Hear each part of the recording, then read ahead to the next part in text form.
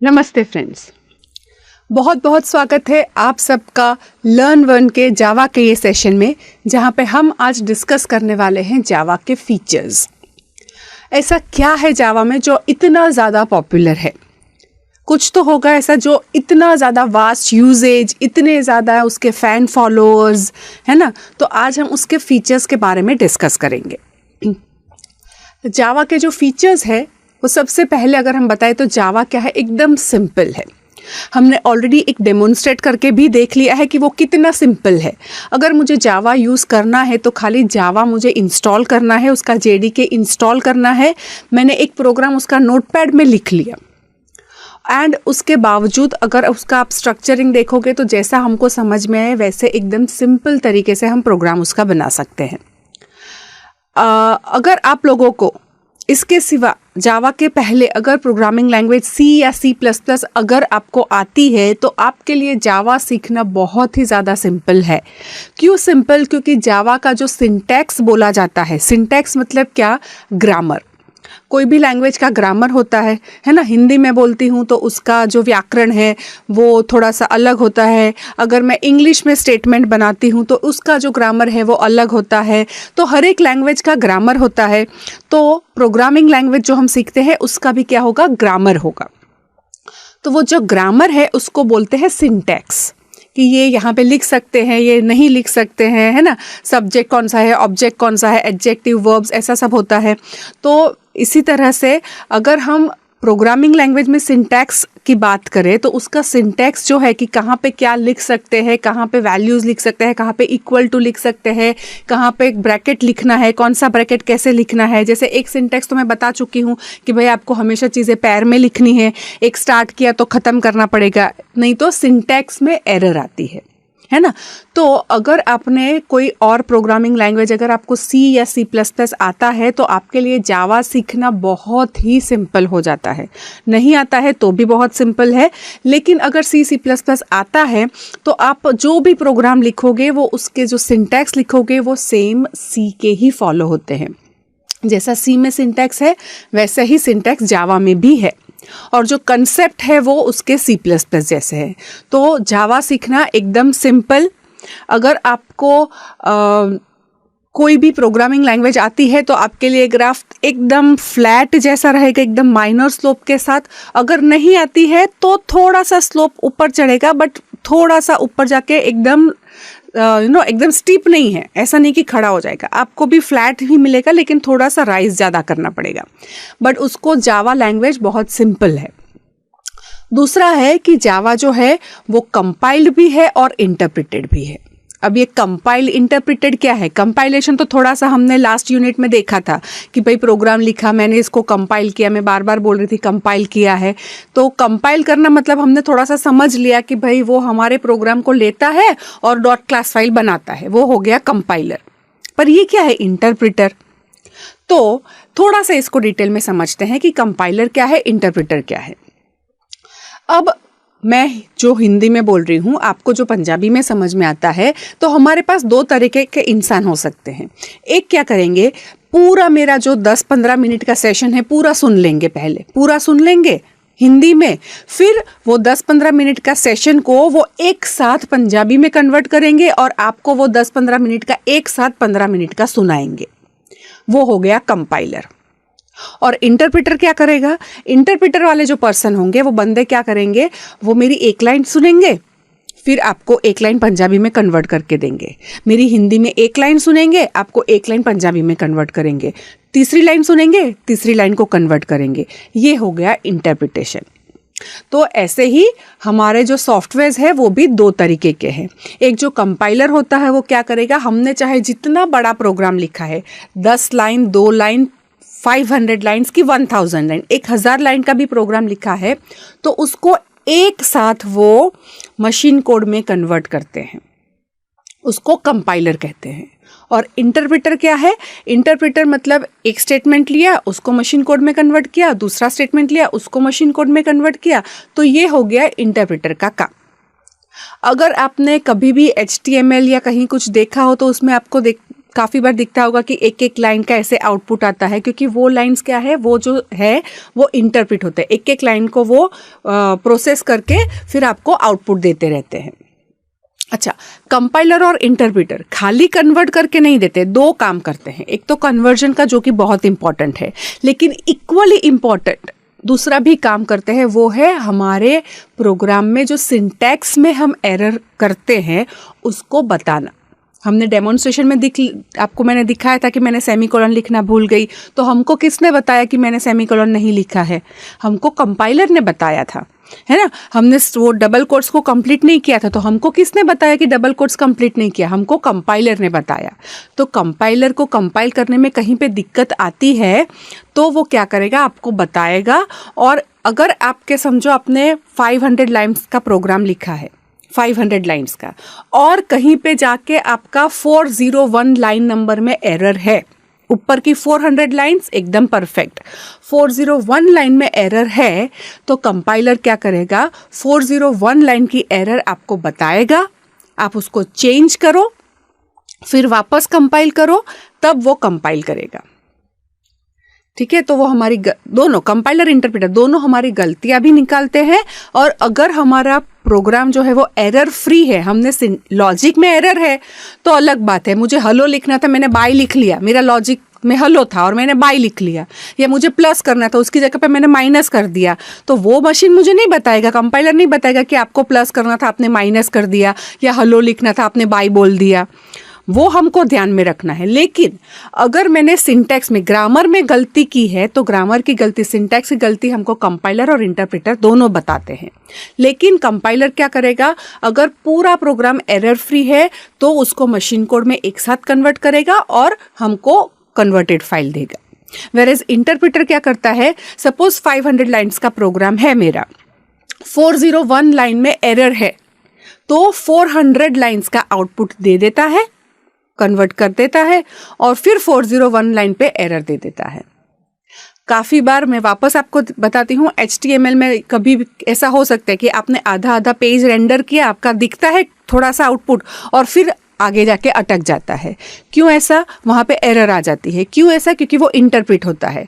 उसने जब प्रोसेस करना शुरू किया, आगे की जो भी लाइन में एरर्स नहीं है वो उसको कन्वर्ट करके आउटपुट दे देता है। जिस लाइन में एरर आती है वहाँ पे वो पॉज कर लेता है, वहाँ पे वो एरर थ्रो कर देता है।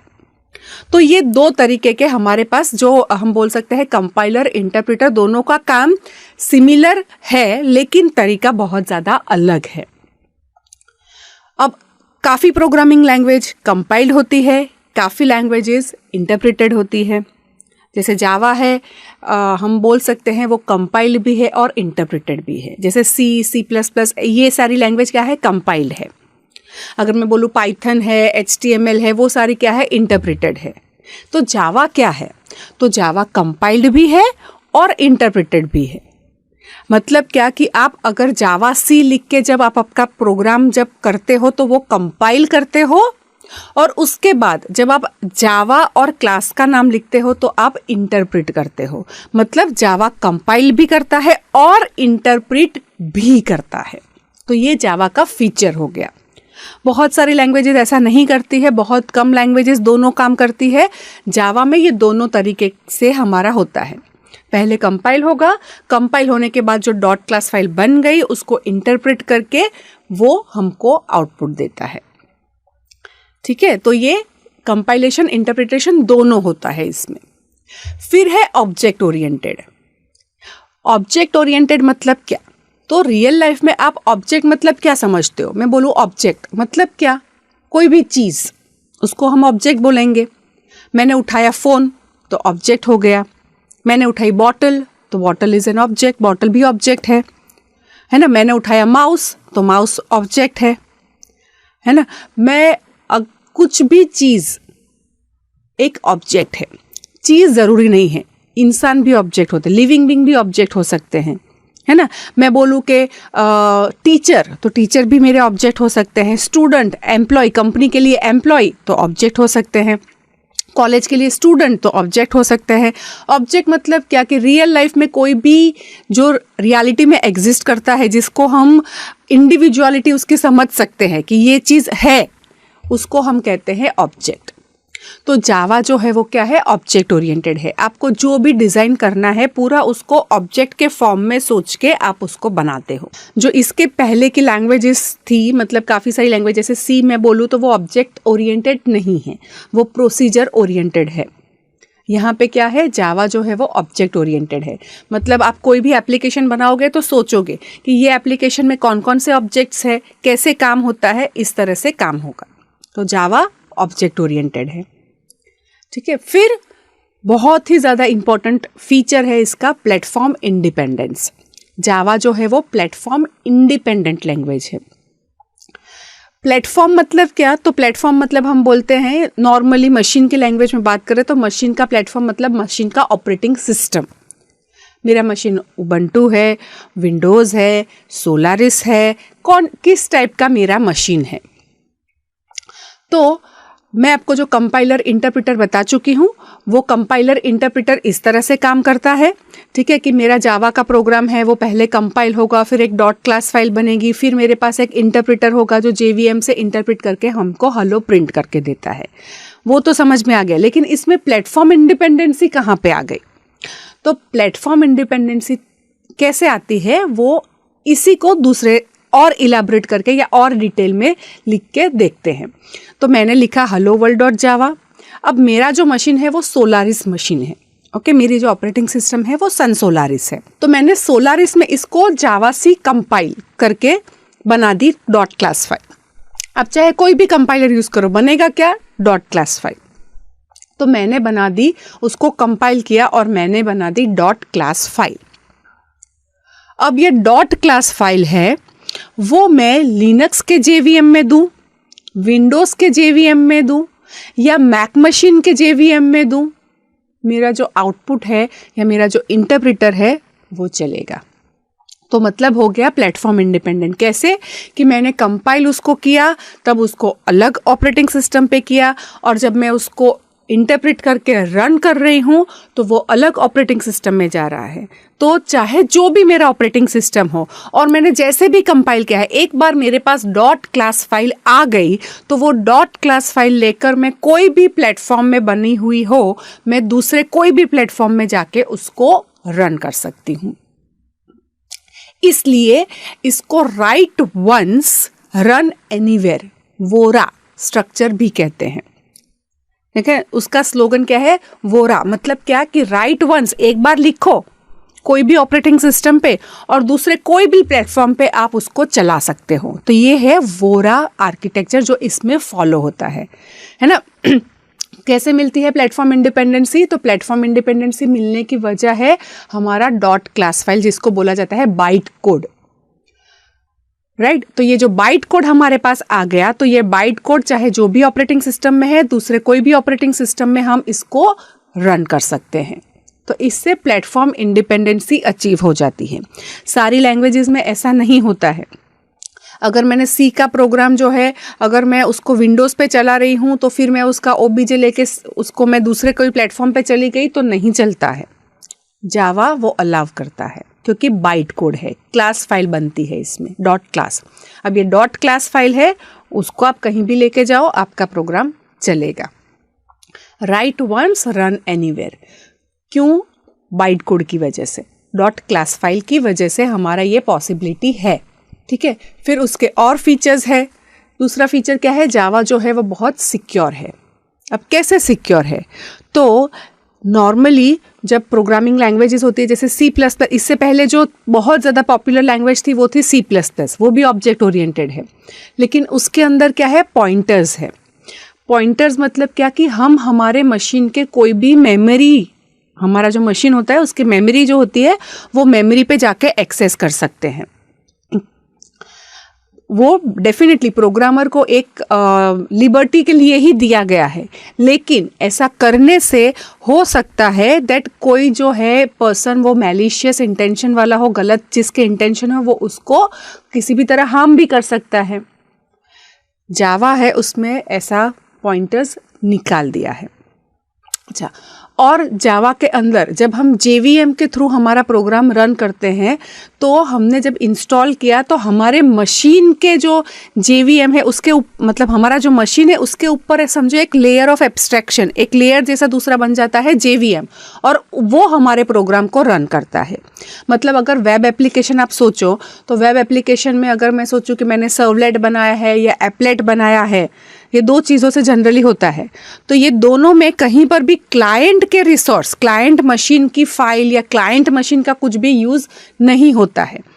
ओके, क्लाइंट मशीन के ऊपर JVM होगा या हमारा जो ब्राउज़र होता है, ब्राउज़र के अंदर JVM होगा जो हमारे वेब एप्लीकेशन को, इंटरनेट एप्लीकेशंस को रन करता है। तो इसलिए क्लाइंट का मशीन जो है वो सिक्योर हो जाएगा, है ना। तो सिक्योर है जावा। दूसरा, जावा रोबस्ट है। रोबस्ट मतलब क्या कि स्ट्रॉन्ग इटसेल्फ। कहीं पे भी अगर सपोज आपने लिखा है बीच में अगर एरर आ गई तो जावा का खुद का exception handler, default exception handle करने के लिए भी वो बहुत ज़्यादा सक्षम है, वो कर सकता है, एक्सेप्शन को हैंडल कर सकता है। और दूसरा, जावा में क्या है कि जैसे मैंने बहुत सारा मेमोरी यूज़ करती गई, मैंने प्रोग्राम लिखा, उसमें जब ज़रूरत पड़ी मैंने फ़ाइल खोली, मैंने बहुत सारे ऑब्जेक्ट्स की बात है तो मैंने बहुत सारे ऑब्जेक्ट्स बना लिए, जब ज़रूरत पड़ी ऑब्जेक्ट बना दिया, फिर छोड़ दिया, फिर नीचे गई और मैंने स्टूडेंट के क्लास है, सपोज समझो कि मैंने 60 स्टूडेंट का एक क्लास बनाया, ज़रूरत पड़ी फिर मैंने छोड़ दिया, फिर मैंने प्रोग्राम मेरा नीचे चलता गया और मुझे ज़रूरत पड़ी मैंने 100 स्टूडेंट्स और बनाए, फिर बनाया, फिर उसको यूज़ कर दिया, फिर मैंने छोड़ दिया। तो ऐसे करके मैं बहुत सारी मेमोरीज़ को यूज़ करते जा रही हूँ।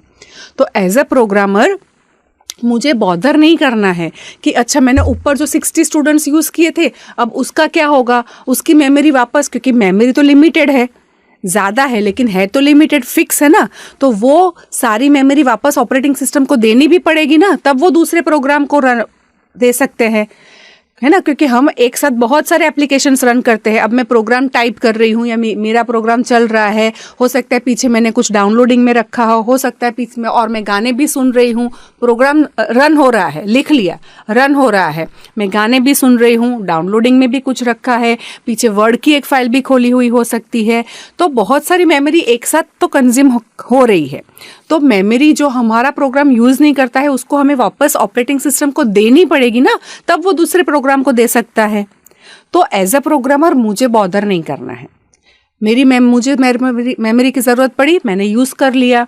अब जावा के अंदर बाय डिफ़ॉल्ट एक गार्बेज कलेक्टर नाम का प्रोग्राम होता है। जैसे हम प्रोग्राम लिखा हेलो बनाने के लिए, वैसे जावा के पास भी खुद के ऐसे प्रोग्राम्स होते हैं। गार्बेज कलेक्टर वो क्या करता है, बैकग्राउंड में अपने आप से थोड़ी थोड़ी देर में चालू होता है, वो खड़ा होता है, देखता है कि कोई ऐसी मेमोरी है जो प्रोग्राम ने पहले यूज़ की थी अब यूज़ नहीं कर रहा है, तो उठा के दे दो मेमोरी, वापस देखेगा, थोड़ी देर हो जाएगी वापस देखेगा। अच्छा, अब कोई ऐसे है जो अब मेरा प्रोग्राम यूज़ नहीं कर रहा है तो वो वापस ऑपरेटिंग सिस्टम को दे देगा। तो गार्बेज कलेक्शन, गार्बेज मतलब क्या, जो चीज़ अभी हमको नहीं चाहिए, तो ऐसी चीज़ों को जो मेमोरी अभी हमको नहीं चाहिए वो वापस से ऑपरेटिंग सिस्टम को दे भी देता है ना। तो इसलिए वो रोबस्ट, मतलब नॉर्मली क्या होता है कि अगर आप प्रोग्रामिंग लैंग्वेज से, अगर हम दूसरे प्रोग्रामिंग लैंग्वेज से कंपेयर करूं तो आपने मेमोरी को अगर यूज़ किया है, अलोकेट करवाया है प्रोग्राम में, तो फिर प्रोग्रामर की रिस्पॉन्सिबिलिटी हो जाती है कि फिर वापस आप उसको डीअलोकेट करो, रिलीज करो। आपने 60 स्टूडेंट्स बनाए, यूज़ किए, अब नहीं करने हैं तो आप प्रोग्राम के थ्रू, उसके अलग अलग सिंटैक्स है, पर आपकी प्रोग्रामर की रिस्पॉन्सिबिलिटी बन जाती है कि आप उसको वापस से रिलीज करो। अगर प्रोग्रामर ने गलती से रिलीज़ करना भूल गए तो हो सकता है आपका प्रोग्राम थोड़ी देर के लिए हैंग हो जाए या ऐसा कुछ हो सकता है। वेरेज़ जावा में गार्बेज कलेक्टर थोड़ी थोड़ी देर में वो क्या करता है, अपने आप से चेक करके मेमोरी को रिलीज़ कर देता है, राइट। तो वो हमारे लिए क्या हो गया, एक प्रोग्रामर का बॉदरेशन, उसको लॉजिक पे कॉन्सेंट्रेट करना है, मेमोरी मैनेजमेंट पे कॉन्सेंट्रेट नहीं करना है। ज़रूरत पड़ी यूज़ करो, अपने आप जावा उसको रिलीज़ कर देगा, राइट। तो इससे जो हमारे प्रोग्राम है वो रोबस्ट हो जाएगा। अगर एक्सेप्शन, मैंने बताया एक्सेप्शन आता भी है तो वो उसको हैंडल कर सकता है ग्रेसफुली।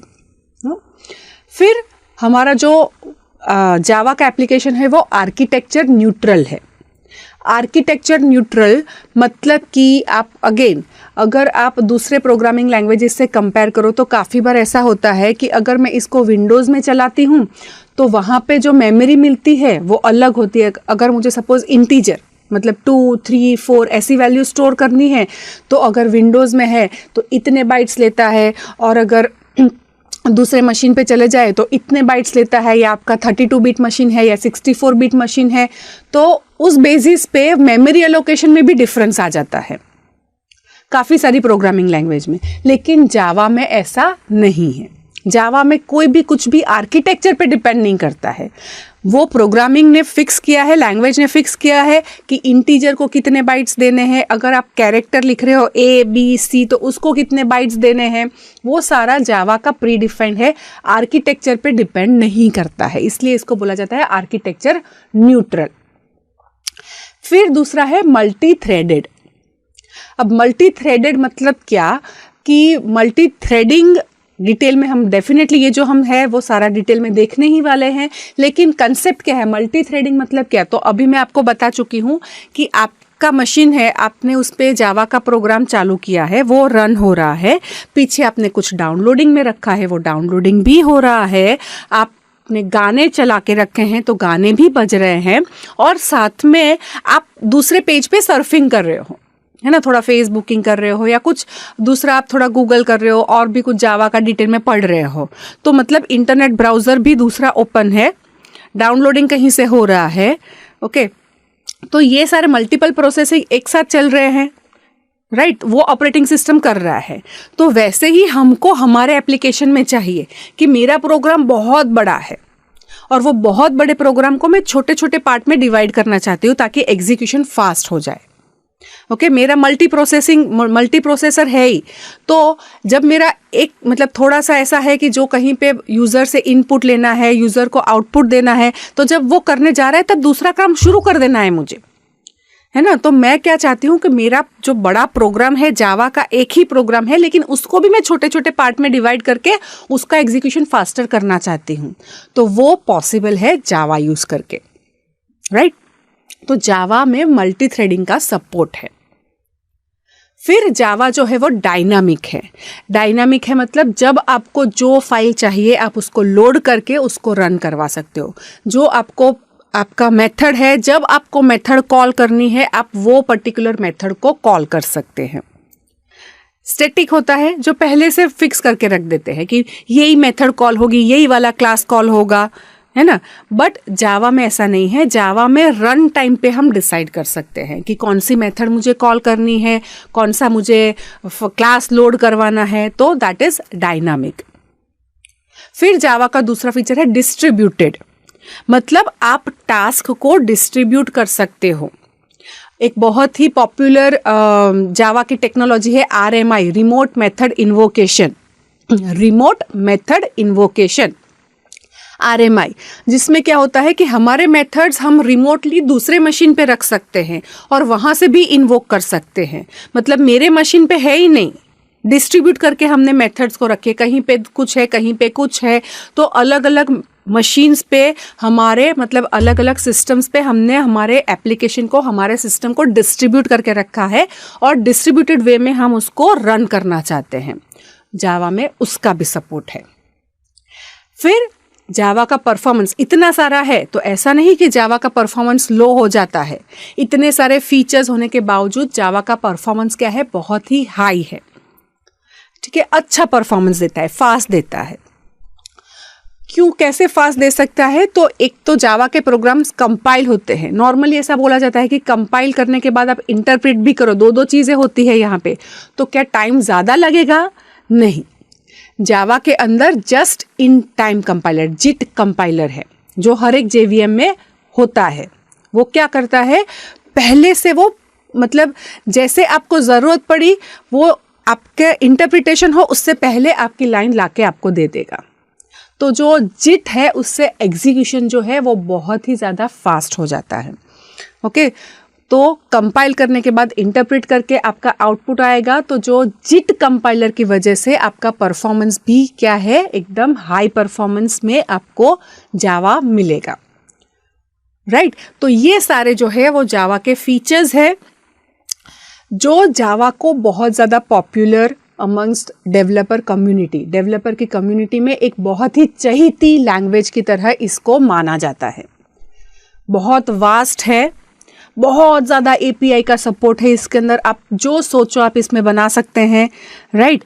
बट ये उसके कोर फीचर्स है जो हम हमेशा हर प्रोग्राम में उसको साथ लेके अपनी एप्लीकेशंस बनाएंगे, चाहे सबसे छोटा हो, राइट। जैसे हेलो वर्ल्ड है तो हेलो वर्ल्ड में भी हमने ऑब्जेक्ट ओरिएंटेशन, क्योंकि हमने क्लास लिखा है, हमने प्लेटफॉर्म इंडिपेंडेंसी अचीव की है, हमारा सिक्योर था, सिंपल था, कंपाइल भी हुआ, इंटरप्रेट भी हुआ, आर्किटेक्चर न्यूट्रल भी था। तो ये सब कुछ सारे फीचर्स हमने किए। मल्टी थ्रेडिंग ज़रूरत नहीं थी, छोटा प्रोग्राम था, हमने नहीं किया, लेकिन हम सारे एप्लीकेशंस में ये फीचर्स को ध्यान में रखेंगे और वो ध्यान में रख के एप्लीकेशंस बनाएंगे, राइट। तो आई होप ये जो भी हमने डिस्कस किया जावा के फीचर्स, आपने उसमें क्लैरिटी के साथ उसको समझा है। अगर आपको इसके रिलेटेड कोई भी डाउट्स हो, क्वेरी हो, या इसमें कुछ फर्दर डिस्कशन करना है, तो ये वीडियो के नीचे हमने डिस्कशन का बटन रखा है, ये डिस्कशन के बटन को क्लिक करके आप वहाँ पे पोस्ट कर सकते हैं। इस तरह से आप अपने ही जैसे जो एंथुजियास्टिक फेलो लर्नर्स है उसके साथ अपने कोर्स का डिस्कशन कर पाएंगे। Thank you very much. Happy coding.